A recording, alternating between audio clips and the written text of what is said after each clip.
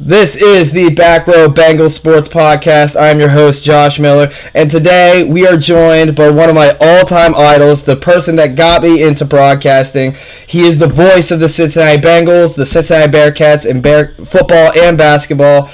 Probably one of the all-time legends of Cincinnati. UC Hall of Famer Dan Hoard. Dan, how you doing today?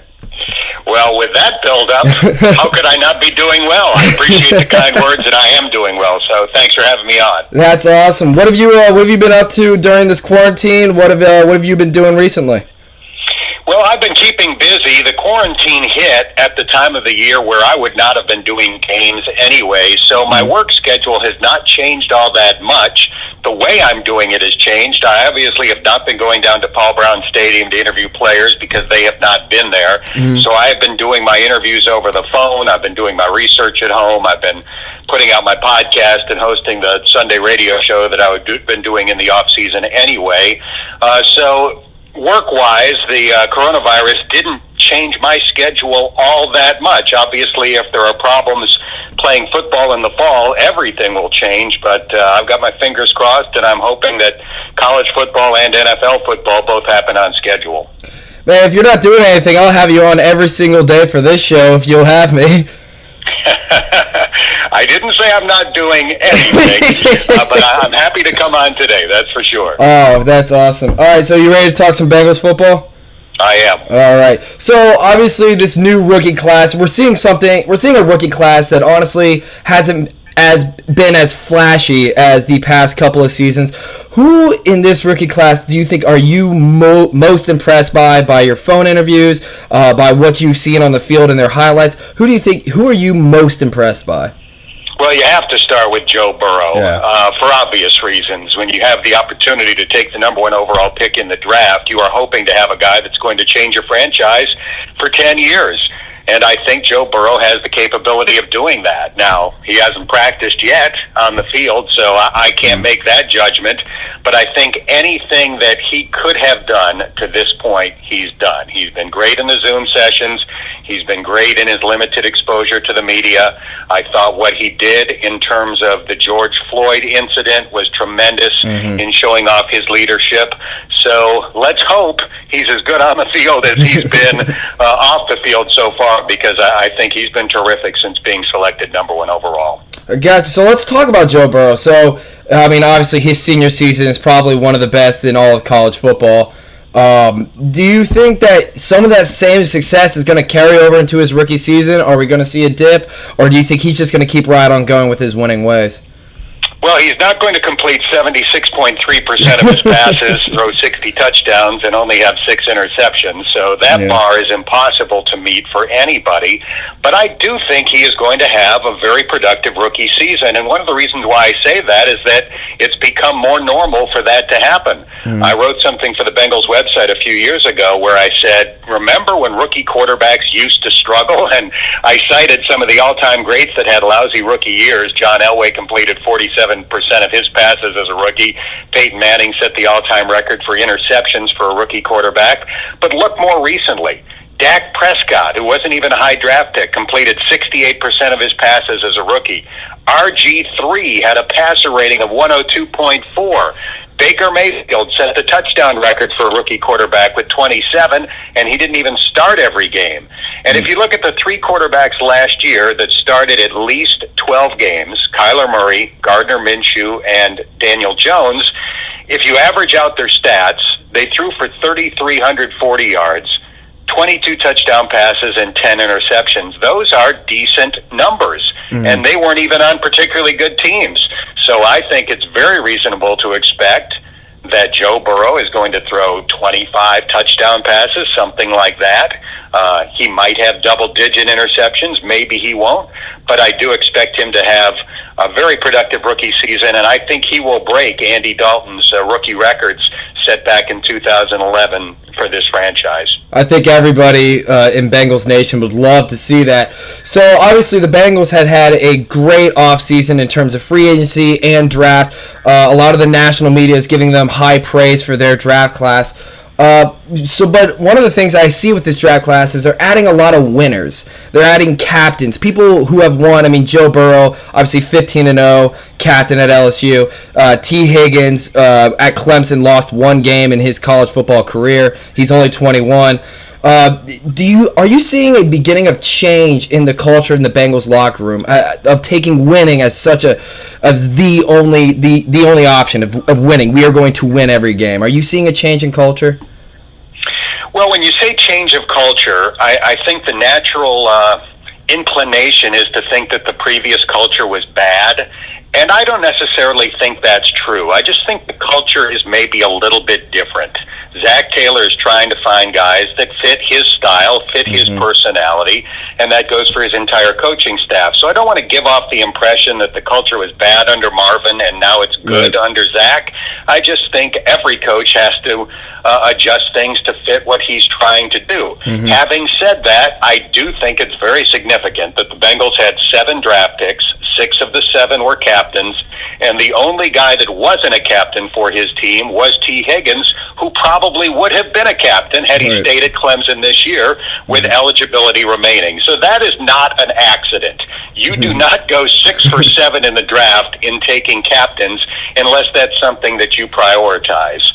So I do think that's significant, and I think Zach Taylor made the statement immediately after the draft in saying, that's not why we picked these guys. We're picking great football players, and that is an additional factor that contributed to selecting them. We don't just want to draft good guys. We want to draft great players who also have leadership qualities. And I think that's smart. And I think if you go back over the Bengals history and go back all the way to the beginning in Paul Brown drafted smart football players. That was something he prioritized. I think that's something that Zach Taylor prioritized, and hopefully it's going to pay dividends down the road. I gotcha. So, I mean, obviously, we just talked about it. 6 out of 7 were captains.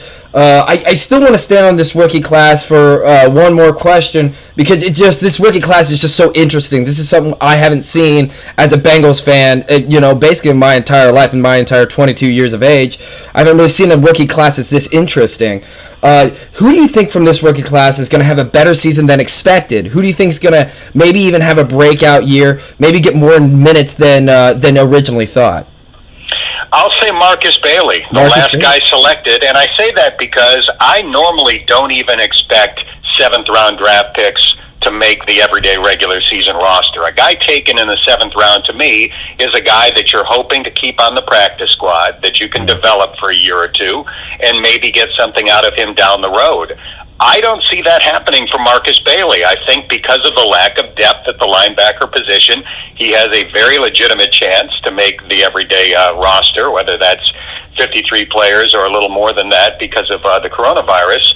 And I don't know if his biggest contribution will be on defense or on special teams, but I just think he's talented enough to have an impact season as a rookie, and normally I wouldn't predict that out of a 7th-round draft pick. So my answer to your question would be Marcus Bailey, the rookie linebacker out of Purdue. Yeah, I could agree with you on that. Before he tore his ACL his senior year, many of the draft analysts were predicting him to go in the 3rd or 4th round if he doesn't tear that ACL. So now that he's got a full year back, maybe I'm with you. Not only can he make the team, he can really make some significant plays. And he suffered that injury last year in the 2nd game of the season, so he's had plenty of time to recover. He says he's 100% ready to go for the start of camp. And if you go back and look at his Purdue tape, he played at a very high level in a good football conference and had some of his best games against the best teams in that league. So I think it's a potential steal in the 7th round. He clearly would not have lasted that long if not for having 2 ACL tears in his lifetime. So let's hope that he stays healthy, because if he does, I think the Bengals are going to come away with a very good football player. Absolutely. So let's go ahead and let's move away from the draft class. Let's go to the free agent signings. Now, the Bengals have one of their biggest free agent signings in their entire history as a franchise. Who are the free agents that you are most excited for, and who the Bengals fans should really be looking to make a significant impact right as they get into the locker room? Well, you have to start with DJ Reader. He's the guy they spent the most money on, and for good reason. They made him the highest paid nose tackle in the NFL because they are getting a great football player in his prime. As we are recording this podcast, it is his birthday. He turned 26 today, so you are getting a game wrecker for the middle of your defense on his 26th birthday, and you're going to have him for the next 4 years. So I think that was a tremendous signing. It's a little bit different from the signings that the Bengals have made in the past. Normally they're trying to get a value free agent or maybe a big-name free agent a little bit past his prime, like James Harrison, but now you're getting a great football player just coming into his prime, and he should help fix the biggest weakness on this team, and that has been stopping the run. Over the last couple of years, the Bengals have been abysmal at stopping the run. Now you're putting a gigantic, immovable object in the middle of your defense, and I think that's going to go a long way toward fixing that deficiency that's really hampered the defense over the past couple of years. Yeah, let's hope, and a happy birthday to DJ Reader, obviously, from this podcast to him. So now the Bengals made a lot of free agency moves. Do you think they're going to make any more moves this offseason? I mean, obviously, Jamal Adams is asking for a trade out of the Jets. Do the Bengals make an offer to the Jets? Or maybe what a lot of fans are saying is Larry Wolford, who just got cut from the Saints, offensive lineman that would really help out the Bengals. Do you think the Bengals are going to make any more free agency moves this offseason?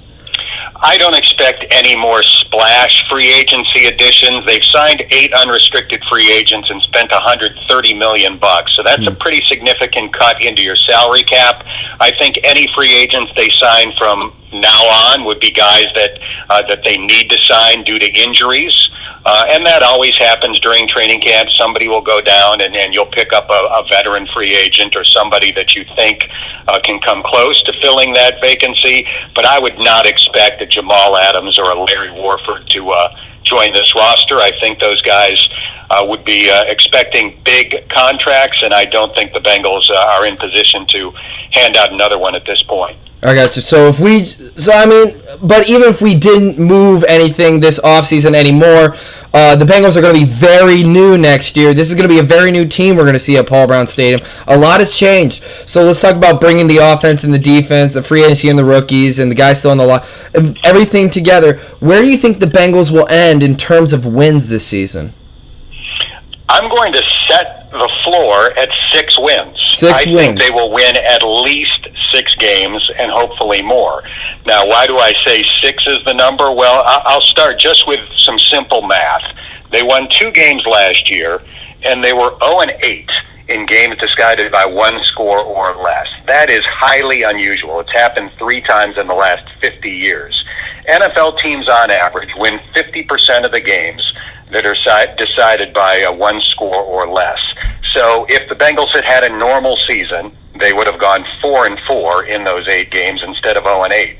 Add 4 wins to the 2 they had, now you're at 6, looking to win more. So I'm going to set the floor at 6, and hopefully it'll be a few more than that.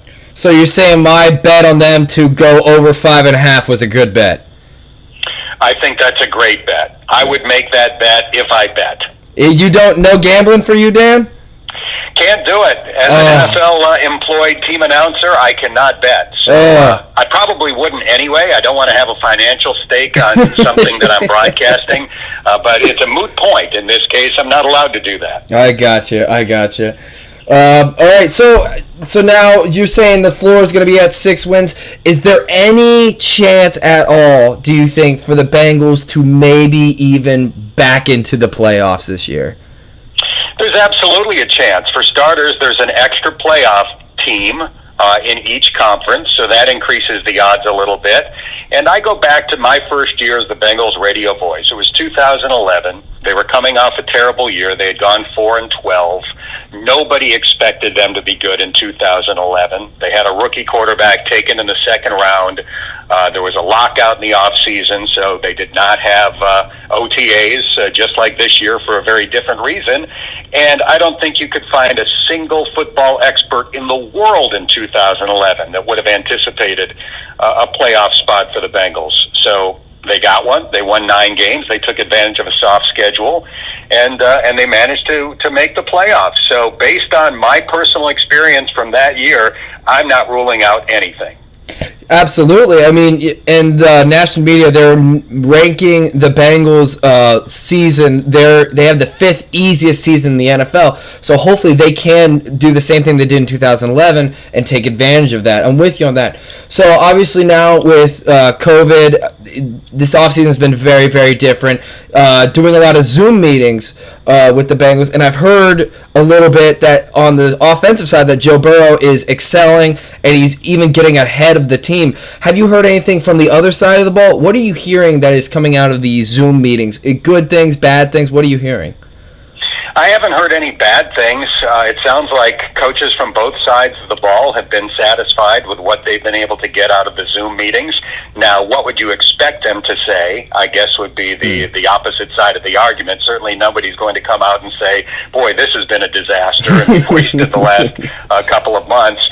But I think the Bengals do have maybe a little bit of advantage in having a young coaching staff.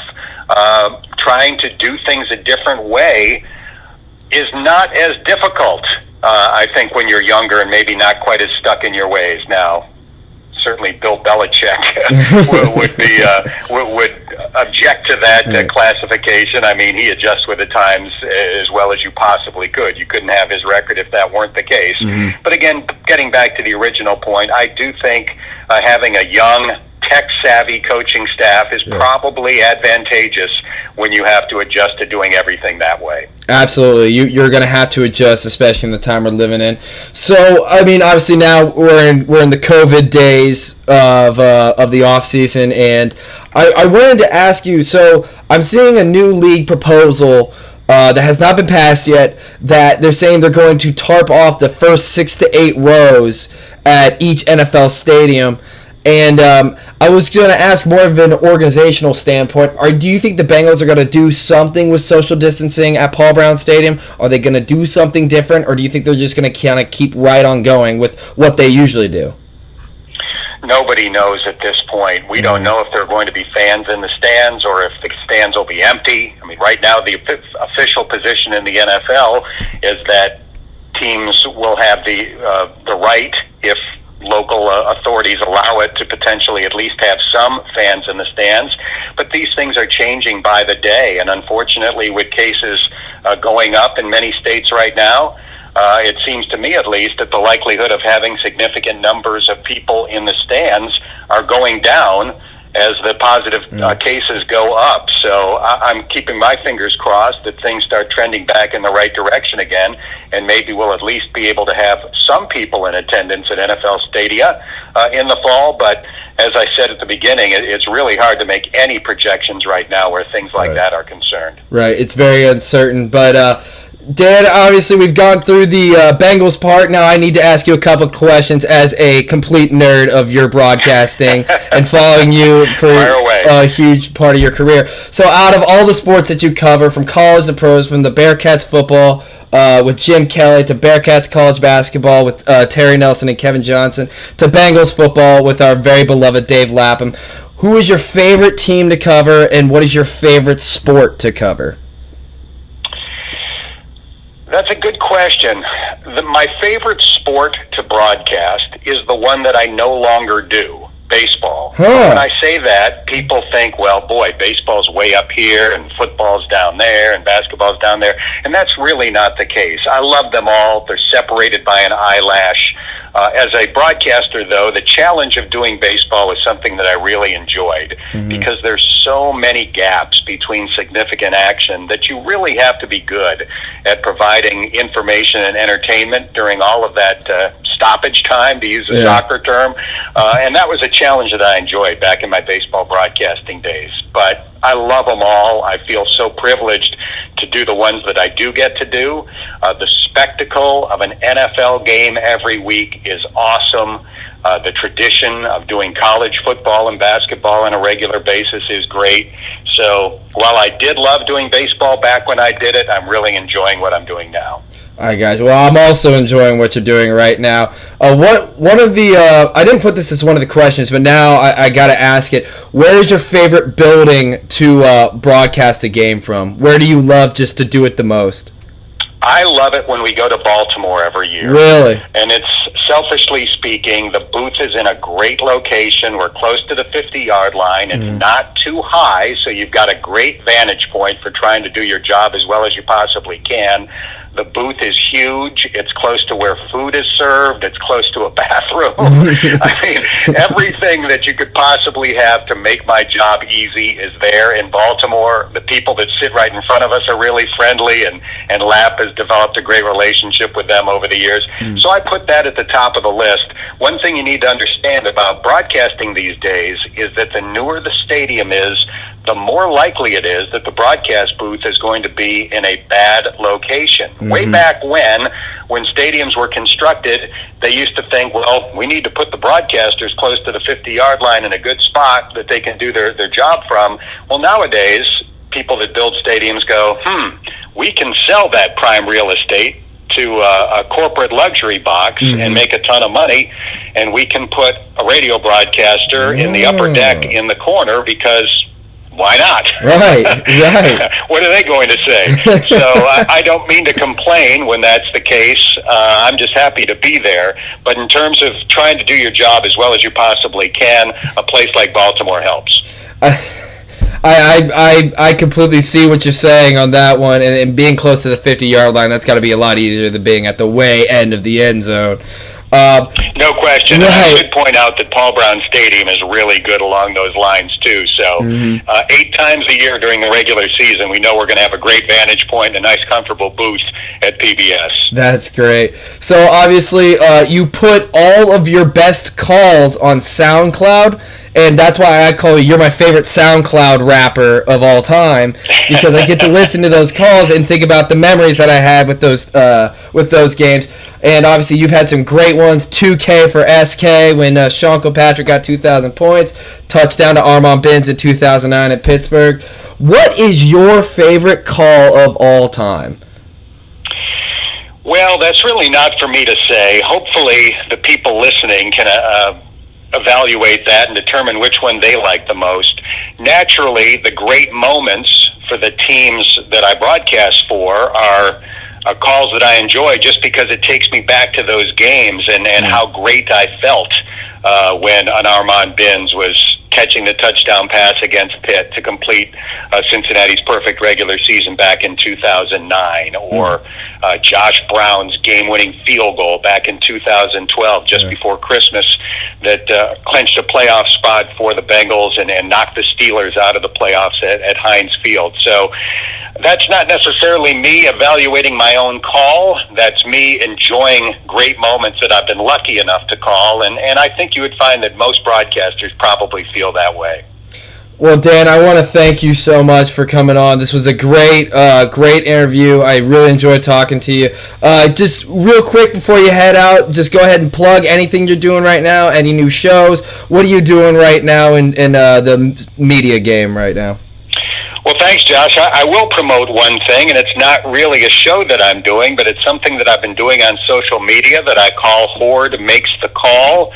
When the coronavirus started, I tried to look for something that maybe I could do to bring a smile to people's faces, and I came up with this notion of doing tailor-made play-by-play specifically for people. So if you have a video, by you I mean anybody listening to this, of your kid's moment in a youth sport event, or some sort of fun activity in the backyard, or your pet doing something interesting, you can post it on Twitter or Facebook.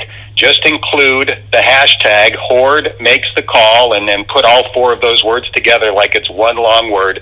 Hoard Makes the Call. Every few days I search for those videos, I pick one out, I reach out to the person to get as many details as I possibly can, and then I provide my play-by-play soundtrack. So it gives the person that sends it in a little bit of a keepsake. Hopefully it gives everybody else a chuckle, and that's something that I've enjoyed doing over the past few months. So I'm always looking for new videos. Hoard Makes the Call on Twitter or Facebook, and that's the one thing that I'm happy to plug today. I don't have any kids, but I got a lot of highlight tape from high school I'm going to have to send in to you. Got a lot of sacks there. Please do. I'm always looking for interesting videos. Absolutely. So It can be something from your own playing days. It could be a trick shot in the backyard. I've done a wide variety of things, ranging from a young man tying his shoe for the first time ever to an infant climbing the stairs for the first time. So we can make something out of just about anything if people want to send it in. Well, Dan, I want to thank you so much for coming on. This was a great birthday gift for me, and it was great talking to you. You just keep doing what you're doing. You make a lot of people smile. Josh, thanks for the kind words. Happy to come on, and best of luck with the podcast. All right, thank you so much, sir. Have a good one. You too. All right, I'll see you later, Dan. Bye. Okay, bye-bye now. Bye. That was Dan Hoard, one of the greatest voices of our generation. It was great to get him on the podcast. Absolutely incredible. Let's keep it going. Keep growing the brand. The more we grow, the better. The more and more guests that are highly touted are going to come on the show. He's a very highly touted guy. A lot of respect for Dan. And we can get more guys exactly like him, and on this show, the more we grow and the more we take notice. So that's, again, Dan Hoard. Go to use his hashtag Hoard makes the call, or Dan makes the call. I already forget, but that's okay. Dan is, again, great guy. Really happy that he was able to get on. Next week, I am going to be on the beach starting tomorrow, getting away from it all for a little bit. And then I'll be back on Tuesday. And I will be back Tuesday during the day, but I might not be able to get an episode out. If not, I'll do my best. I'll get one out, and we'll do Wednesday, Thursday. But thank you guys so much for listening. I will see you guys next week after I get back from the beach. I'll see you guys later. Bye-bye.